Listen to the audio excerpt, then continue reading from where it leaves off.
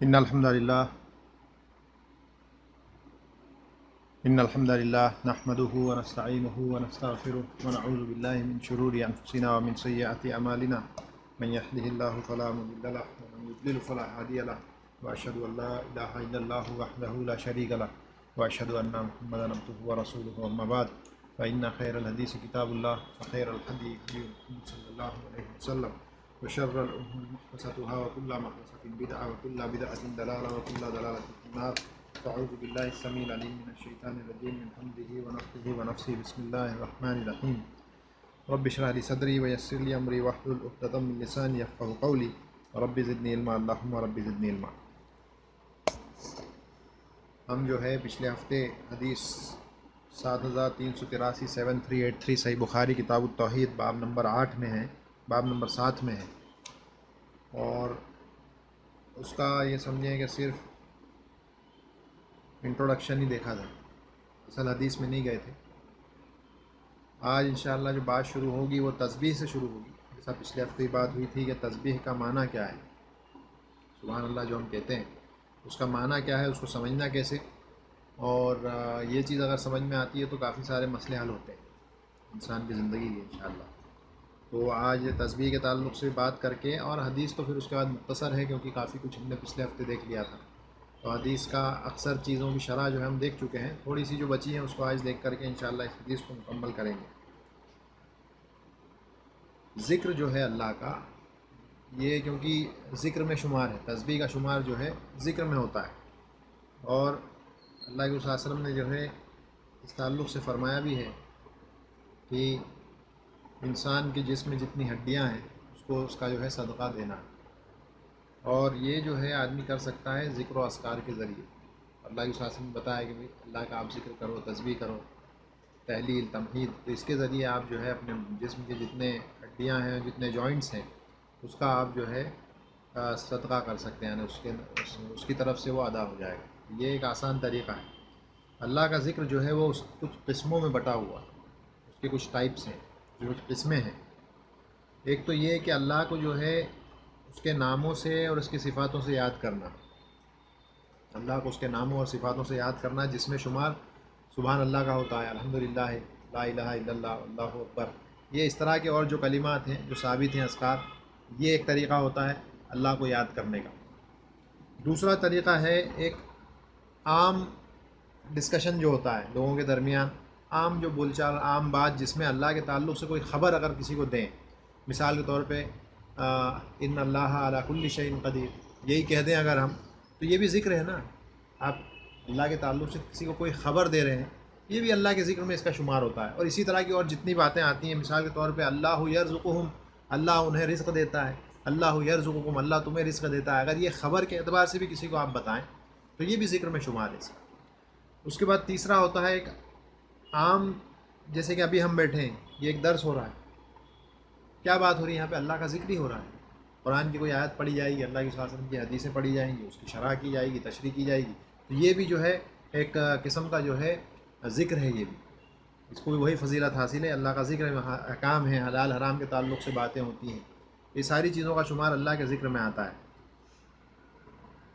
ایک بار ایک تابعی میں سے تھے ابو سباغ رحمہ اللہ، بیٹھ کر کے احکام، حلال حرام وغیرہ کی باتیں ان کی مجلس میں چل رہی تھی. ایک شخص آتا ہے، اور شخص آ کر کے اس مجلس میں آ کے بولتا ہے کہ یا ابا سباغ، تم جو ہے اللہ کی تسبیح کرو، کیا کر رہے ہو؟ تو کہتے ہیں ویلک، ویل ہو تجھ پہ، میں اگر یہ اللہ کی تسبیح نہیں کر رہا ہوں تو کیا کر رہا ہوں؟ تو پتہ ہے چلا کہ احکام، حلال حرام کی باتیں، اللہ کے تعلق سے لوگوں کے اندر معرفت پیدا کرانا، درس و تدریس کا معاملہ ہونا، یہ ساری چیزیں بھی اللہ کے ذکر میں شمار ہیں. اللہ کا ذکر ضروری نہیں ہے کہ صرف سبحان اللہ، الحمدللہ، لا الہ الا اللہ، اللہ اکبر یہی کریں گے تو اللہ کا ذکر ہے، یا اس طرح کے اور جو اذکار ہیں صرف وہی اللہ کا ذکر ہے. یہ جو مجلس ہے آج، یہ بھی اللہ کے ذکر میں شمار ہے. تو یہ تیسری قسم ہے. اور چوتھی قسم ہے کہ اس کو عمل میں لانا، ذکر، اذکار وغیرہ، اس کا ایک عملی جامہ اس کو پہنا دینا. مثال کے طور پہ اللہ کے صلی اللہ علیہ وسلم نے کہا افضل الذکری لا الہ الا اللہ، یہ افضل الذکر ہے. ایک جگہ پہ قرآن میں ذکر کہا ہے نماز کو. موسیٰ علیہ السلام سے جب بات ہوئی پہاڑی پر، اللہ کا جو ہے کلام ہوا، بات چیت ہوئی، تو وہاں پہ یہی کہا نا کہ جو ہے میرے ذکر کے لیے نماز کو قائم کرو، مطلب نماز قائم کر کے یہ اللہ کا ذکر ہے نماز بھی، یہ پتہ چلا۔ تو یہ بھی جو ہے ذکر کا ایک طریقہ ہوتا ہے نماز کے ذریعے، اور دیگر احکام ہیں اور دیگر جو ہمارے اوپر جو فرائض عائد ہوتے ہیں وہ سارے کے سارے جو اس کا شمار ہوتا ہے ذکر کے اندر۔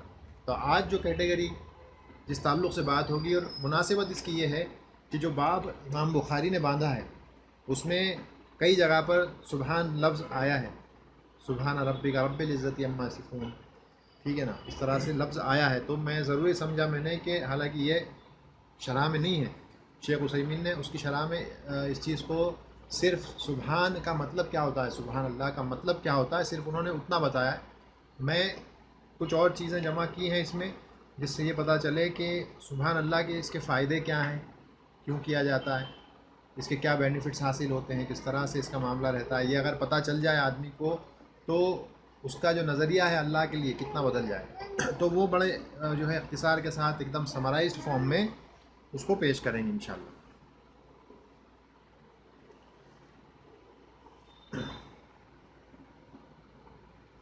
یہ باب ہم دیکھ چکے تھے، تو وہ باب کے تعلق یہ اتنا سارا جو پورا یہ جو آپ دیکھ رہے ہیں آیتیں ہیں قرآن کی، کچھ حدیثیں ہیں، یہ پورا کا پورا امام بخاری نے باب کے طور پہ اس کے ٹائٹل کے طور پہ اس کو پورا لے کر کے آئے۔ اس کو انشاءاللہ تھوڑا تھوڑا کر کے ہم دیکھیں گے، کافی کچھ دیکھ چکے ہیں۔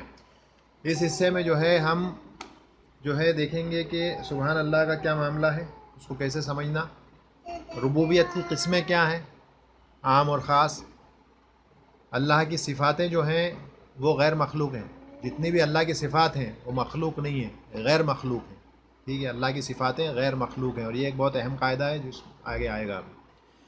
اور اللہ کی عزت سے قسم کھانا، اور اسی طرح سے اللہ کے دوسرے صفات سے قسم کھانا، اس کا کیا معاملہ ہے، قرآن سے قسم کھانا، مصحف سے قسم کھانا، مصحف اٹھا کر کے، یعنی جو قرآن آج ہمارے نسخہ جو ہے اٹھا کے لوگ کرتے ہیں نا، قسم کھاتے ہیں اٹھا کر کے، قرآن اسی لیے باقی رہ گیا، تو اس کا معاملہ کیا ہے، قرآن سے قسم کھانا جائز ہے ناجائز ہے، مصحف سے، تو یہ ساری چیزیں جو ہے اختصار کے ساتھ اس میں آنے والی ہیں انشاءاللہ۔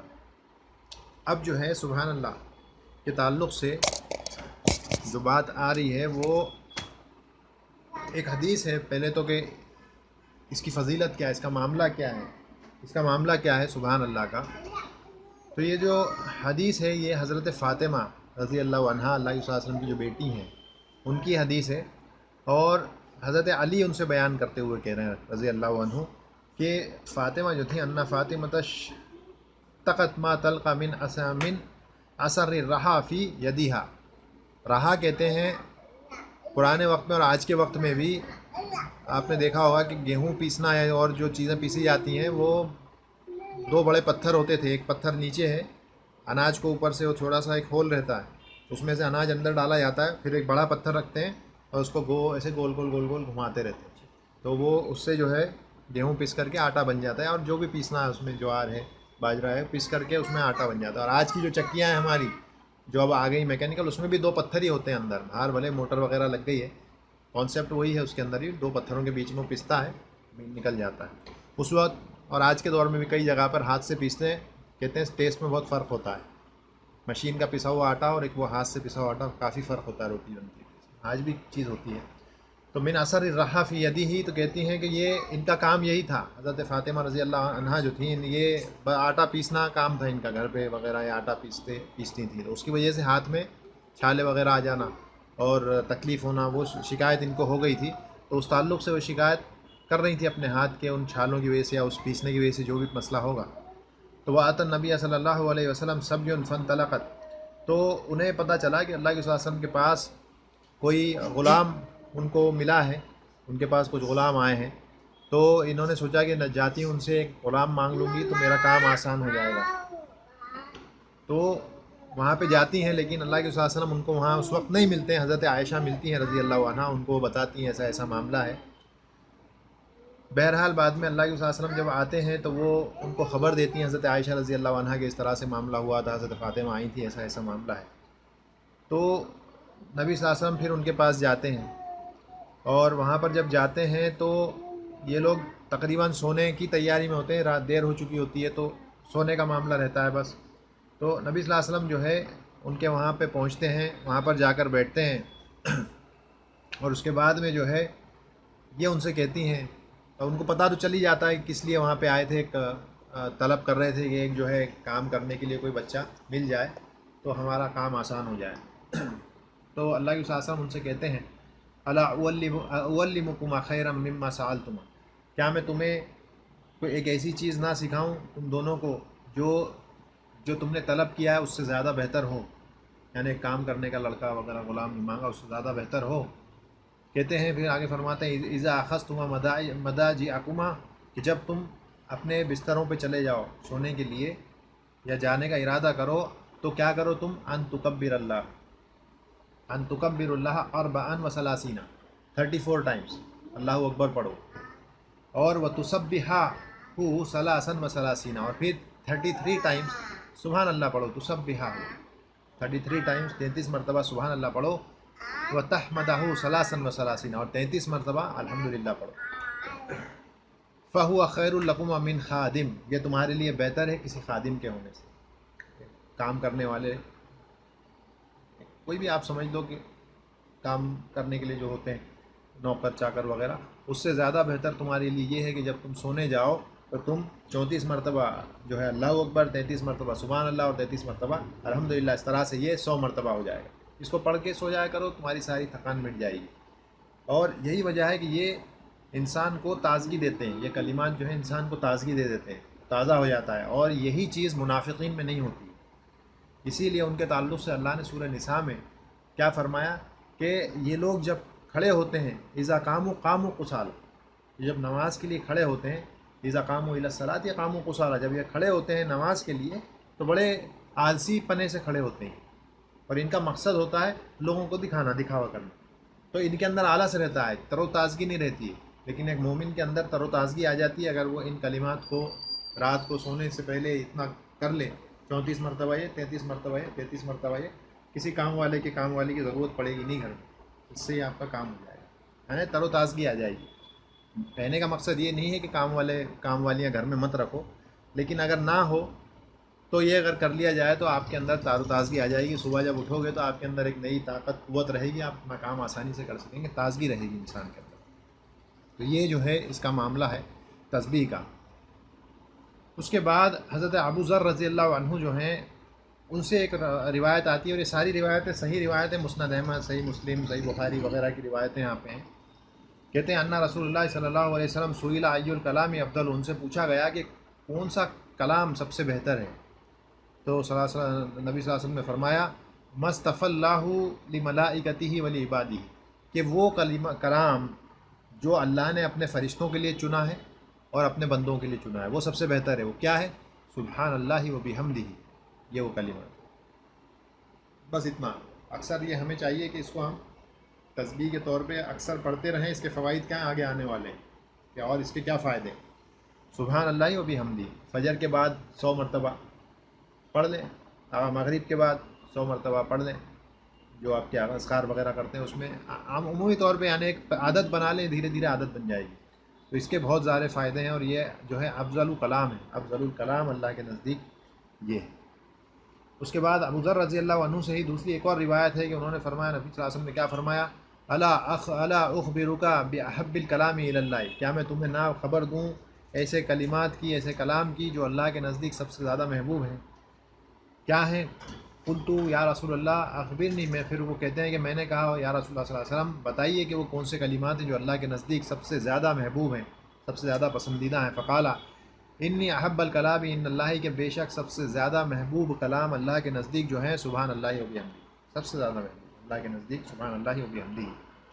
اس کے بعد ابو ہریرہ رضی اللہ عنہ جو ہیں ان سے ایک اور روایت آتی ہے کہ رسول اللہ صلی اللہ علیہ وسلم نے ان سے کہا کہ من قال سبحان اللہ و بحمدہ 100 مرہ، جس کسی نے سبحان اللہ و بحمدہ 100 مرتبہ کہا، غفرت لہ ذنوبہ، اس کے جو ہے گناہ معاف کر دیے جائیں گے، اس کے سارے گناہ معاف کر دیے جائیں گے۔ وَإِن كَانَتْ مِثْلَ زَبَدِ الْبَحْرِ، اگرچہ کہ وہ سمندر کے جھاگ جیسے کتے بھی اگر ہیں تو اس کے ان گناہ کو بھی، صغیرہ گناہ ان کو معاف کر دیا جائے۔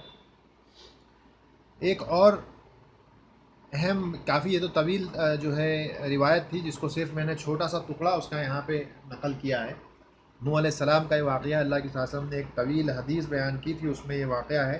میں نے صرف اتنا ٹکڑا لے لیا ہے کہ جب نوح علیہ السلام کا آخری وقت آ گیا، ان کی وفات کا جب وقت آ گیا، تو وہ اپنے بیٹے جو تھے ان سے نصیحت، ان کو جو ہے وصیت کر رہے تھے، نصیحت دے رہے تھے اس ٹائم۔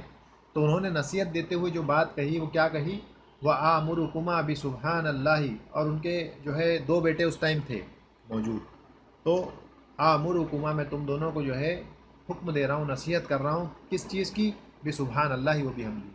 نوح علیہ السلام نے بھی اپنے بیٹوں کو جو وصیت کی وہ یہی کی، سبحان اللہ و بحمدہ ہی کی میں تم کو نصیحت کرتا ہوں کہ اس ذکر کو لازم پکڑ لینا، اس کو کرتے رہنا۔ کیوں؟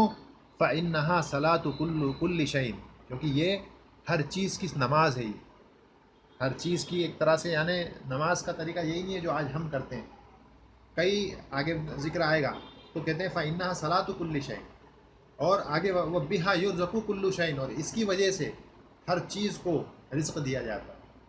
سبحان اللہ و بحمدہ کی وجہ سے ہر چیز کو رزق دیا جاتا ہے۔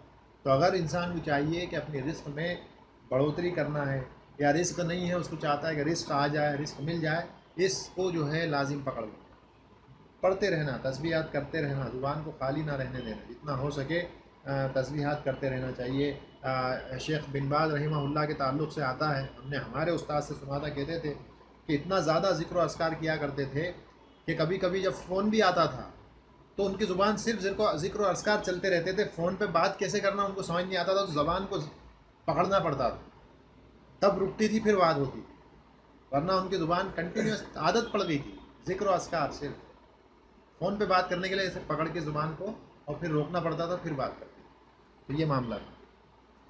تو ہمیں چاہیے کہ سبحان اللہ و بحمدہ جو ہے، اس کا زیادہ سے زیادہ اس کو جو ہے، اس کا جو ہے ہم نے ذکر کرنا ہے، اس کا استعمال کرنا، تاکہ رزق میں بڑھوتری ہو، اور اس کا ثواب ہم کو ملے، ہمارے گناہوں سے ہم کو چھٹکارا ملے، آزادی ملے، اور ان کو معاف کر دیا جائے۔ اسی طرح سے یہ ایسے کلمات ہیں کہ جو اس کائنات میں جو کچھ بھی ہے وہ اللہ کی تسبیح بیان کرتے ہیں۔ سورہ بنی اسرائیل آیت نمبر 44 میں اللہ کیا فرماتے ہیں؟ تسبح لہ السماوات السبع والارض، کہ ساتوں آسمان اور زمین اس کی تسبیح بیان کرتے ہیں، یعنی اللہ کی، لہو، اس کے لیے تسبیح بیان کرتے ہیں۔ ومن فیہن، اور جو کچھ بھی ان دونوں میں ہے، ان دونوں کے درمیان ہے یا ان دونوں کے اندر ہے، وہ سب بھی اللہ کی تسبیح بیان کرتے ہیں۔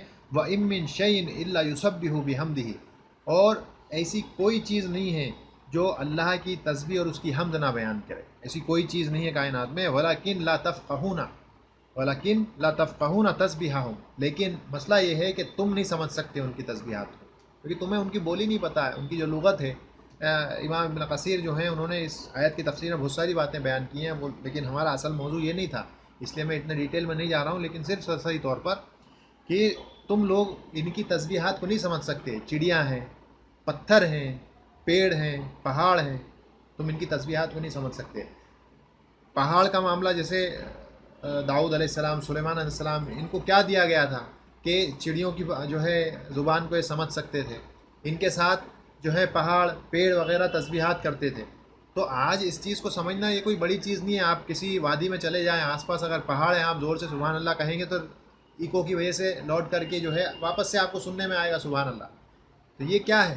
یہ اس چیز کو سمجھنا پھر بھی آسان ہے، لیکن ایک پتھر، چھوٹا سا کنکر تسبیح کر رہا ہے، کھانا جو ہم کھاتے ہیں وہ تسبیح کر رہا ہے، یہ چیز واقعی میں بڑی عجیب ہے، اور یہ اللہ کے وسلم کے معجزات میں سے معجزے ہیں جو اللہ نے اللہ کے وسلم کو عطا کیے۔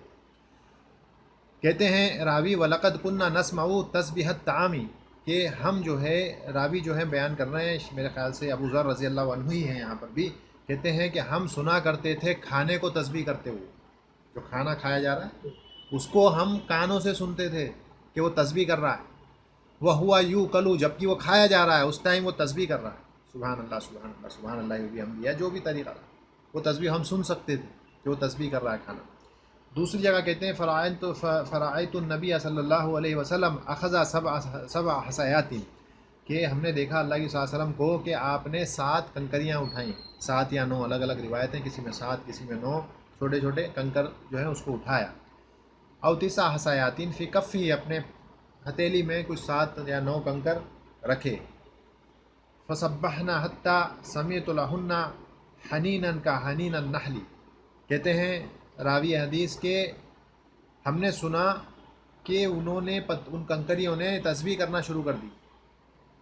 مٹھی کے اندر جو آ گئی وہ تو تسبیح کی. اور تسبیح کیسی؟ جیسے مدھو مکھی کیسی آواز ہوتی ہے کر کے والی جیسی ہوتی ہے ویسی آواز سے ہم نے جو ہم سننے میں آیا کہ پتھر جو ہے تسبیح کر رہے ہیں، یہ کنکر جو ہے تسبیح کر رہے ہیں. پھر کہتے ہیں ثم ودعہن فخرسنا. پھر اللہ کے ساتھ ہم نے جب ان کو واپس رکھ دیا نیچے تو وہ خاموش ہو گئے، تسبیح بند ہو گئی. اس کے بعد جب اللہ کے ساتھ نے پھر اٹھایا اور اٹھا کے حضرت ابو بکر کے ہاتھ میں دیا تو انہوں نے پھر تسبیح کرنا شروع کر دیا. اور پھر ان کو اٹھا کر کے جب ہٹا کر نیچے رکھ دیا تو پھر انہوں نے تسبیح کرنا بند کر دیا اور خاموش ہو گئے. پھر اسی طرح سے اٹھا کر کے حضرت عمر رضی اللہ عنہ کے ہاتھ میں کیا تو وہاں پر بھی تسبیح کر رہے ہیں. پھر سے اٹھا کر کے نیچے رکھ دیا پھر خاموش ہو گئے. پھر سے اٹھا کر کے حضرت عثمان کے ہاتھ میں رکھا رضی اللہ عنہ، پھر سے تسبیح کر رہے ہیں. پھر سے اٹھا کے نیچے رکھ دیا خاموش ہو گئے. اور پھر کسی اور کے ہاتھ میں دیا تو پھر تسبیح انہوں نے نہیں کی. لیکن اللہ کے وسلم کے ہاتھ میں ابو بکر، عمر، عثمان رضی اللہ علیہم اجمعین، ان کے ہاتھ میں جب دیا تو یہ جو ہے تسبیح کر رہے تھے. بہرحال مقصد یہ ہے کہنے کا کہ کنکر ایک پتھر بے جان سی چیز وہ بھی تسبیح کر رہی ہے. اور صحابی کہتے ہیں کہ ہم نے سنا، راوی حدیث کہتے ہیں کہ ہم نے اپنے کانوں سے سنا جیسے مدھو مکھی کی آواز ہوتی ہے اس طرح سے یہ کنکر تسبیح کر رہے تھے، اللہ کی تسبیح بیان کر رہے تھے. بادلوں کا گرجنا، چڑیوں کا بولنا، کیا ہے ساری چیزیں یہ تسبیحات کرتی ہیں اللہ کی. یہ مخلوق انسان اس کو عقل دی لیکن یہ اس کو ان ساری چیزوں سے لینا دینا نہیں ہے. یہ سیدھا کیا کرتے ہیں، اللہ کے وسلم نے ایک طریقہ بتایا کہ فرض نماز ختم ہو جائے تو یہی اذکار ہے اس کو کرو. لیکن یہ بیوقوف لوگ اس چیز کو چھوڑ دیتے ہیں. مطلب ہم ان چڑیوں سے، ان کنکروں سے، پتھروں سے، پیڑوں سے، پہاڑوں سے زیادہ گئے گزرے ہیں کہ ہم کو یہ نہیں پتہ ہے کہ فرض نماز کے بعد ہم کو کرنا کیا ہے. ذکر و اذکار کی اہمیت ختم ہو گئی ہمارے نزدیک. ایک اتنے بڑے اجر کو ہم نے چھوڑ دیا جو ہم کو حاصل ہو سکتا تھا. ہمیں چاہیے کہ اس کو ہم لازم پکڑ لیں. تو یہ جو ہے تسبیح کا معاملہ اس طرح کا ہے کہ جو کوئی چیز اس کائنات میں ہے، ساتوں جو ہے آسمان زمین اس کے درمیان جو کچھ بھی ہے وہ ساری چیزیں اللہ کی تسبیح بیان کرتی ہیں. ساری چیزیں اللہ کی تسبیح بیان کرتی ہیں. بس یہ ہے کہ تم اس کو نہیں سمجھ سکتے ان کی تسبیحات کو، کیونکہ تمہاری لغت نہیں ہے، وہ تم اسے نہیں سمجھتے ہو، لیکن وہ کرتی ہیں، اللہ ان کو جانتا ہے کس طرح سے وہ کرتی ہیں. اب سبحان اللہ میں یہ جو سبحان ہے، یہ سبحان اس کا مادہ کیا ہے؟ اس کا مادہ ہے سین با ہا. سین با ہا یہ اس کا مادہ ہے. اس کا معنی آتا ہے تیرنے کے. سبحا، سباہ، تیرنے کو کہا جاتا ہے عربی میں. جب کوئی تیرتا ہے تو کوشش کیا کرتا ہے، وہ کہاں اس نے رہنا ہے، اوپر اوپر. اندر گیا تو گیا کام سے. تو تیرنے والا کوشش یہ کرتا ہے کہ اوپر اوپر رہے، وہ پانی کے جو سرفیس ہے اس پہ رہے. اب وہ ٹھیک ہے، کوئی الگ الگ طریقے سے تیرنے والے ڈبکیاں بھی لگاتے ہیں، پھر باہر بھی نکلتے ہیں، لیکن اصل سباہ کا معنی ہوتا ہے کہ سرفیس پر رہنا اور تیرنا. اور کبھی کبھی یہ چیز کرنے کے لیے بہت زیادہ کوشش کی ضرورت بھی پڑتی ہے اور اسپیڈ بھی زیادہ چاہیے. ٹھیک ہے نا. آپ نے دیکھا ہوگا کہ کبھی پانی کے کنارے کھڑے رہ کے پتھر کو تیزی سے پانی پہ مارو، وہ اندر نہیں جائے گا، اسی کے اوپر جمپ کر کے وہ آگے چلے جائے گا. کیوں؟ اس کی اسپیڈ اتنی ہے کہ وہ اندر نہیں جائے گا، لیکن اسپیڈ کم ہوگی تو اندر چلے جائے گا، تھوڑی دیر کے بعد وہ چلے جاتا ہے. اسی طرح سے بہت تیز دوڑنے والے جانور وغیرہ جو رہتے ہیں وہ پانی کے سرفیس پہ رہ سکتے ہیں اگر ایک اسپیڈ کے ساتھ چلے جائیں. ٹھیک ہے، ایک اسپیڈ سے اگر وہ جائیں گے تو وہ پانی کے سرفیس پہ رہ سکتے ہیں. تو اس کو اسپیڈ بھی چاہیے، اس کو کوشش اور بڑی ہارڈ ایفرٹ لگتا ہے کہ آپ کو اگر سرفیس پہ ہی رہنا ہے پانی، کیونکہ پانی نیچے کھینچنے کی کوشش کرتا ہے، آپ کا ویٹ ہے اپنا، پانی آپ کو اندر کھینچتا ہے، آپ سرفیس پہ رہنا چاہتے ہیں. تو آدمی اوپر ہی رہنے کی کوشش کرتا ہے. یہی چیز اور یہی کانسیپٹ جو ہے سبحان اللہ میں. مقصد کیا ہے؟ سبحان اللہ جب آدمی کہتا ہے تو یہ کوشش کرتا ہے کہ اللہ کی جو ذات ہے اس کو ہر چیز سے پاک رکھے اور سب سے اونچا رکھے. جیسا تیرنے والا آدمی اپنے آپ کو سب سے اونچا رکھتا ہے، ویسے ہم اللہ کی ذات کو اور اللہ کی صفات کو سب سے اونچا رکھتے ہیں. ہر قسم کے نقص خامی سے، ہر قسم کی برائی سے اس کو پاک رکھتے ہیں، تنزیہ اس کو پاک رکھتے ہیں. تو اس طرح سے یہ معنی سبحان اللہ کے ساتھ جڑا ہوا ہے تیرنے والا معنی. اور تیرنے کا ایک معنی ہے سبھا کا، ایک معنی آتا ہے دوری کے معنی میں بھی آتا ہے، بود، بعد دوری کے معنی میں بھی وہ جو ہے سبھا کا معنی آتا ہے. اور اسی لیے اس کو تیرنے والے کے لیے بھی استعمال کیا جاتا ہے، کیونکہ جب تیرنے والا تیرنا شروع کرتا ہے تو اپنی منزل سے دور ہوتے چلے جاتا ہے، تو اس معنی میں بھی وہ استعمال ہوتا ہے۔ تو ہم اللہ کو دور کر دیتے ہیں ہر قسم کی ناپاکی سے، ہر قسم کی برائی سے، ہر قسم کے نقص سے، ہر قسم کی خامی سے، ہر ڈیفیشنسی سے، ہر قسم کے برے جو ہے القاب سے، ہر قسم کے برے جو ہے اوصاف سے ہم اللہ کو دور کر دیتے ہیں، اس کو پاک کرتے ہیں۔ تو سبحان اللہ کا معنی یہ ہوتا ہے۔ آدمی سبحان اللہ کب بولتا ہے؟ سبحان اللہ اس وقت بولتا ہے جب کوئی ایسی غیر ضروری اور ایسی چیز اللہ کے تعلق سے بول دے جو اللہ کے لیے بولنا صحیح نہیں، اس کے بعد فوراً آپ دیکھیں گے کہ سبحان اللہ بولا جائے۔ قرآن پورا چھان مارو، آپ نے خالی سرچ کرنا ہے، سبحان اللہ ڈال کے سرچ کریں، آپ دیکھو گے کہ سبحان اللہ کب اللہ استعمال کریں گے قرآن میں، جب کوئی نہ کوئی غیر ضروری چیز اس کے آگے گزر چکی ہوگی۔ مثال کے طور پہ سورہ بقرہ اٹھائیں، وقالوا اتخذ اللہ ولدا، وہ لوگ کہتے ہیں کہ اللہ نے بیٹا لیا ہے، فوراً اللہ نے جواب دیا سبحانہ۔ سورہ بقرہ میں ہی چلے جائیں، آدم علیہ السلام کی تخلیق ہوئی، ٹھیک ہے، انی جاعل فی الارض خلیفہ، قالوا اتجعل فیہا من یفسد فیہا ویسفک الدماء ونحن نسبح بحمدک ونقدس لک قال انی اعلم ما لا تعلمون۔ اتنی بات ہو گئی، اس کے بعد اللہ نے آدم علیہ السلام کو سارے نام سکھائے، کھڑا کیا، اور اس کے بعد کہا کہ اچھا نام بتاؤ۔ آدم علیہ السلام نے سب کے نام بتا دیے، فرشتوں سے کہا تم بتا سکتے ہو؟ سبحانک لا علم لنا الا ما علمتنا انک انت العلیم الحکیم۔ سبحانہ کا کہا، کیوں کہا فرشتوں نے سبحانہ کا؟ انہوں نے ایک ایسی چیز کا مطالبہ کر لیا تھا جو ان کے لیے صحیح نہیں تھا، تو فوراً ایک دم سے اللہ کی ذات کو پاک کر دیا کہ نہیں، آپ سب سے اوپر ہیں، سب سے پاک، سب سے اعلیٰ، آپ کی صفات کے اندر کوئی کمی نہیں ہے، نقص ہمارے اندر ہے، ہم سمجھ نہیں پائے، اس لیے ہم نے وہ سوال کر دیا۔ سوال کرنا برا نہیں ہے، سوال کرنا برا نہیں ہوتا ہے، سوال کرنے کا ایک انداز ہوتا ہے، لیکن جب آپ کو یہ پتہ چل جائے کہ آپ نے کسی کی شان میں گستاخی کر دی، اور خاص طور سے پھر اللہ کی شان میں اور اللہ کی ذات میں اور اللہ کے صفات میں اور اوصاف میں، تو فوراً اپنی غلطی کو مانتے ہوئے سبحان۔ تو یہ چیز آپ قرآن میں بار بار دیکھیں گے کہ جہاں بھی یہ چیز آئی ہے، کہیں کوئی ایسی چیز ہوئی ہے اللہ کے ساتھ کہ جو صحیح نہیں تھی، فوراً اللہ نے جو ہے اس کو کس طرح سے سبحانہ کا، سبحان اللہ، سبحان ربک رب العزت عما یصفون، اس طرح سے آپ دیکھیں گے سبحان ربک رب العزت عما یصفون، وہ اللہ پاک ہے ان ساری چیزوں سے جو اللہ کے لیے وصف کرتے ہیں، یعنی اللہ کو جس سے متصف کرتے ہیں، اللہ ان سب سے پاک ہے، یعنی اللہ کا بیٹا ہونا یا اللہ کا بیوی ہونا، نعوذ باللہ، اللہ کی بیٹیاں ہونا، ان ساری چیزوں سے اللہ جو ہے پاک ہے، یہ جس سے ان کو اللہ کو متصف کرتے ہیں، اللہ ان ساری چیزوں سے پاک ہے۔ یہ سبحان اللہ کا اصل معنی ہے۔ اب صرف کوئی شخص ہے اور مثالوں کے ذریعے چیزیں سمجھنا آسان ہے، اللہ کی مماثلت، کمپیریزن کسی سے نہیں کیا جا سکتا، لیکن سمجھنے کے لیے مثالیں ضروری ہوتی ہیں۔ تو اگر مثال کے طور پہ ہم سمجھنا چاہیں تو ہم یہ دیکھیں گے کہ کوئی آدمی ہے جو بہت زیادہ صدقہ خیرات کرتا ہے، تو ہم صرف یہ کہیں یہ آدمی بہت صدقہ کرنے والا ہے، صرف اتنا کہہ دینا کافی نہیں ہوتا ہے، کیونکہ ممکن ہے کہ اس میں کچھ اور خامیاں بھی ہوں۔ اسی طرح سے کسی آدمی کی کوئی خامی اگر ہم بتائیں کہ یہ آدمی جو ہے غصہ بہت کرتا ہے، تو اس کا مطلب یہ نہیں ہے کہ صرف غصہ ہی کرتا ہے، اس کے اندر کچھ نہ کچھ اچھائیاں بھی ہوں گی۔ تو یہ اس طرح کا جو ڈسکرپشن اور وصف ہوتا ہے، یہ ادھورا ہے، یہ ادھورا ہوتا ہے۔ تو اسی لیے اللہ نے جب بھی سبحان اللہ یا سبحانہ کا اس طرح کی کوئی بھی چیز جب کہی ہے، تو اس کے بعد آپ دیکھو گے کہ کوئی نہ کوئی صفت اپنی یا اپنا نام اللہ لے کر کے آئے، کوئی اسم یا کوئی صفت اللہ اپنی لے کر کے آئے، جیسے سبحانک لا علم لنا الا ما علمتنا انک انت العلیم الحکیم، دو نام لے آیا اللہ، پہلے سبحانہ کا کہا، بعد میں دو نام لے آئے، سبحان ربک رب العزت عما یصفون، ٹھیک ہے، رب کو وہاں پر لے کر کے آیا سبحانہ کے بعد۔ تو پورے قرآن میں آپ دیکھ لیں جہاں بھی سبحانہ آیا ہوگا، کہیں نہ کہیں اس کے ساتھ اللہ کا کوئی اسم یا اللہ کی کوئی نہ کوئی صفت اللہ نے بیان کی۔ کیوں؟ دو چیزیں یہاں پہ آتی ہیں، ایک تو آپ نے نفی کر دی ہر قسم کی کمزوری سے، ہر قسم کے نقص سے، ہر قسم کی خامی سے، ہر قسم کی بری چیز سے اللہ کو آپ نے پاک کر دیا۔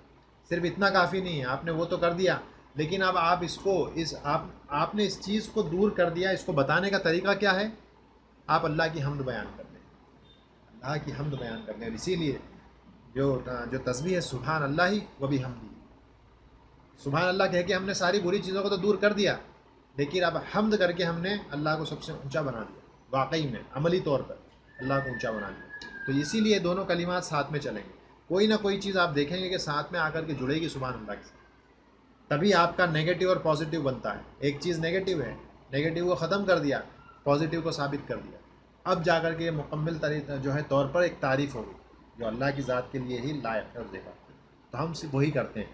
اسی طرح سے ہم ایک چیز یہ بھی آتی ہے کہ ہمیں یہ بھی دیکھنا ہے کہ کسی مسلمان بندہ ہے، اس کی اگر عزت کی کوئی دھجیاں اڑا رہا ہے، اس کی عزت خراب کی جا رہی ہے، اس کو پریشان کیا جا رہا ہے، تو اس چیز میں بھی جو ہے تسبیح کی جائے گی. کیوں کی جائے گی؟ کہ اللہ کے صلی اللہ علیہ وسلم نے جو ہے ایک حدیث میں فرمایا تھا کہ ایک مومن کی حرمت جو ہے، اللہ خود فرما رہے ہیں کہ ایک مومن کی جو حرمت ہے وہ اللہ کہتے ہیں کعبے تیری حرمت سے زیادہ میرے نزدیک ایک مسلمان کی اور ایک مومن کی حرمت ہے. اس کی یعنی عزت، اس کی حرمت کعبے کی حرمت سے زیادہ ہے اللہ کی آنکھوں میں اور اللہ کے نزدیک اس سے زیادہ ہے. تو اسی لیے جب کسی مسلمان کسی مومن بندے پر کوئی جو ہے تنقید ہو یا اس کے ساتھ غیر ضروری جو ہے بات، اس کے ساتھ غیر ضروری طریقے سے کوئی پیش آتا ہے، اس کی عزت کے ساتھ کھیلا جاتا ہے، کھلواڑ کیا جاتا ہے، تو یہ موقع بھی تسبیح کا موقع ہے. کیونکہ یہ اصل میں اللہ کے ساتھ جو ہے زیادتی کی جا رہی ہے. کیونکہ اللہ اس چیز کو کہتا ہے کہ کعبے سے زیادہ حرمت ایک مومن بندے کی ہے میری نزدیک. ٹھیک ہے، تو اس میں بھی تسبیح کام آئے گی. تسبیح اور ایک جگہ بھی کام آتی ہے جہاں پر ایسے کچھ اللہ کے نام ہیں جو مشترکہ ہیں، یعنی بندوں کے ساتھ بھی وہ ہیں اور اللہ کے ساتھ بھی استعمال کیے جاتے ہیں. مثال کے طور پہ جو ہے رحیم ہے، رحیم بندوں کے لیے بھی استعمال ہوتا ہے، اللہ کے لیے بھی استعمال ہوا ہے. بصیر ہے، سمیع ہے، بندے بھی ہوتے ہیں، اللہ بھی ہوتے ہیں، سمیع ہے، بصیر ہے. تو ایسی جگہ پر جہاں پر یہ جو دو نام ہیں مشترک ہیں، شیئر ہوتے ہیں بندوں کے درمیان اور اللہ کے درمیان، تو اس جگہ پر بھی تسبیح کی ضرورت ہوتی ہے. کیونکہ جب ہم اللہ کے لیے ان ناموں کا استعمال کریں تو ہم ہر قسم کے نقص کو اللہ سے دور کر دیں گے. جب ہم یہ کہیں کہ اللہ بصیر ہے، ہم یہ کہیں گے کہ اللہ بصیر ہے، لیکن ویسا بصیر نہیں ہے جیسا بندہ ہے، ویسا نہیں ہے. الگ قسم کی بس جو ہے اللہ کا جو بصارت ہے، جو بصیرت ہے وہ الگ قسم کی ہے، ویسی نہیں ہے جیسی بندے کی ہوتی ہے. تو اللہ کو پاک کر دینا اس چیز سے، تو اس جگہ پر بھی تسبیح کام آئی. اسی طرح سے کبھی کبھی اللہ کے کچھ نام ایسے ہوتے ہیں جو جوڑوں میں آتے ہیں، اور اس چیز کو ہم نے پہلے دیکھا تھا. مثال کے طور پہ اللہ نے جو ہے قرآن میں کہا قل اللہم مالک الملک تؤتی الملک من تشاء وتنزع الملک ممن تشاء. توتی تنزی، توتی دینا، تنزی لینا، ٹھیک ہے. وہ تعز من تشاء وتذل من تشاء، یہ نام جوڑے میں آیا. آپ کو یہ کہے کہ اے ذلت کے دینے والے، اے ذلت کے دینے والے، اے ذلت کے دینے والے، صرف ایک ہی نام کو پکڑ کر کے مانگے تو یہ غلط ہے. کیونکہ یہ نام جوڑوں میں آیا، اللہ نے اس کو جوڑے میں ذکر کیا ہے کہ اللہ دیتا ہے، اگر ذلیل کرتا ہے تو اللہ عزت بھی دیتا ہے. اللہ اگر ملک دیتا ہے تو اللہ لیتا بھی، اور اگر ملک لیتا ہے تو اللہ دیتا بھی. دونوں چیز تو یہ جوڑوں میں آئے ہیں. تو ان کو جوڑوں میں ہی سمجھنا پڑے گا، آپ صرف ایک کو پکڑ کے نہیں رکھ سکتے. تو اس جگہ پر بھی تسبیح کی ضرورت ہوتی ہے، اس جگہ پر بھی تسبیح کی ضرورت ہے. تسبیح آدمی اس وقت استعمال کرتا ہے جب اللہ کے تعلق سے کوئی غیر ضروری چیز اس کی زبان سے نکل جائے جو اللہ کی ذات کے ساتھ صحیح نہ ہو. اگر ایسی چیز نکل جاتی ہے تو آدمی سبحان اللہ ہے. تو یہ اختصار کے ساتھ سبحان اللہ کا کانسیپٹ تھا، اور اس میں بہت کچھ ہو سکتا ہے، لیکن میں نے بہت اس کو کم شارٹ میں رکھا ہے تاکہ صرف ہم سمجھ جائیں کہ یہ کانسیپٹ کیا ہے.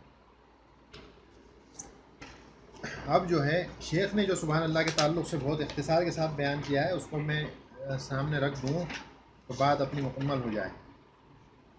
کہتے ہیں تسبیح کا معنی جو ہے وہ تنزیہ ہے. التنزیہ اس کا معنی آتا ہے، التنزیہ کے معنی میں آتا ہے. تنزیہ کہتے ہیں پاک کر دینا، اللہ کو ہر برائی سے پاک کر دینا، اس کو کہتے ہیں تنزیہ. ینزیہ اب کہتے ہیں کہ اللہ کو کس چیز سے پاک کرنا ہے. اللہ کی تنزیہ جو ہے کس چیز سے کی جانی چاہیے، کیا ضرورت ہے اللہ کو تنزیہ، یا کس چیز سے تنزیہ کی ضرورت ہے یا پاک ہونے کی ضرورت ہے. کہتے ہیں ینزیہ اللہ عز وجل عن مماثلۃ المخلوق، مخلوق کے برابر، یعنی کہ اللہ مخلوق جیسا ہے، اس چیز سے اللہ کو پاک کر دینا کہ اللہ کا کوئی نظیر کوئی ثانی نہیں ہے، اللہ اکیلا ہے اپنی ذات میں اپنی صفات میں، مخلوق کے ساتھ اس کا کوئی ریزمبلنس نہیں ہے، ویسا مخلوق جیسا نہیں ہے اللہ، اس سے الگ ہے. وَعَنِ النَّقْصِ وَالْعَيْبِ، ہر قسم کے نقص اور عیب سے، ہر کمی سے اور ہر عیب سے اللہ کو پاک کر دینا. کیوں؟ کیونکہ اللہ کے وسلم نے ایک جگہ کیا فرمایا، ان الدجال عاور، دجال جو ہے ایک آنکھ والا، عاور ایک آنکھ والا ہے. وَإِنَّ رَبَّكُمْ لَيْسَ بِأَعْوَرَ، تمہارا رب آور نہیں ہے، یعنی ایک آنکھ والا نہیں ہے، اللہ کامل ہے، پرفیکٹ ہے، اس کے اندر عیب نہیں ہے، کوئی نقص نہیں ہے، بغیر عیوب کے ہے، ٹھیک ہے، بغیر نقص کے ہے اللہ۔ وقال تعالیٰ لیس کمثلہ شیء، کیونکہ اللہ نے کیا کہا، اس کے جیسا کوئی نہیں ہے، لیس کمثلہ شیء، اللہ سے جیسا کوئی بھی نہیں ہے۔ اس کے بعد جو ہے شیخ فرماتے ہیں کہ اس تعلق سے، یعنی کہ اللہ میں جو عیوب ہیں، جو عیب ہیں، اس کی نفی کے تعلق سے اور اس کی نفی کے اعتبار سے قرآن میں بہت ساری آیتیں ہیں، اس صرف اس بات کی طرف دلالت کرتی ہیں کہ اللہ کے اندر کوئی عیب نہیں ہے، اور اللہ کی مماثلت نہیں کی جا سکتی مخلوق کے ساتھ، برابری نہیں کی جا سکتی دونوں کی۔ اس تعلق سے متعدد اور بہت ساری کثرت سے آیتیں قرآن میں موجود ہیں۔ اس کے بعد فرماتے ہیں سبحان ربی کا، کہ اضاف الربوبیتی الی النبی صلی اللہ علیہ وسلم، یہاں پہ اللہ نے ربی کا کہا، سبحان ربی کا، یعنی اللہ نے جو اپنے جو نام ہے رب، اس کو جوڑ دیا کا سے۔ یہ ضمیر کا ہے، کون سی ضمیر ہے یہ؟